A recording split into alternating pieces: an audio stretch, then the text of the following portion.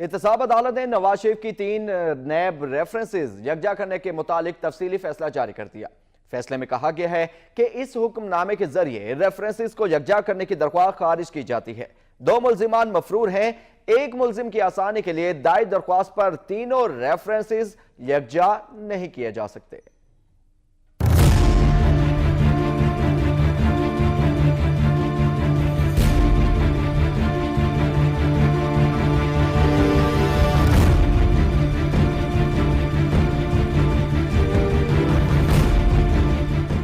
سابق وزیراعظم نواز شریف کی 3 نیب ریفرنسز کو یکجا کرنے کی درخواست پر تفصیلی فیصلہ جاری۔ تفصیلی فیصلہ احتساب عدالت کے جج محمد بشیر نے جاری کیا۔ عدالت نے اپنے فیصلے میں قرار دیا کہ اس حکم نامے کے ذریعے درخواست گزار کی نیب ریفرنسز کو یکجا کرنے کی استدعا کو مسترد کیا جاتا ہے۔ 9 صفحات پر مشتمل فیصلے میں کہا گیا کہ درخواست پر دونوں فریقین کے دلائل سننے کے بعد اسے خارج کیا گیا۔ عدالت نے قرار دیا کہ الزامات اور گواہان مختلف ہیں۔ 2 ملزمان مفرور ہیں۔ ایک ملزم کی آسانی کے لیے دائر درخواست پر تینوں ریفرنسز یکجا نہیں کیے جا سکتے۔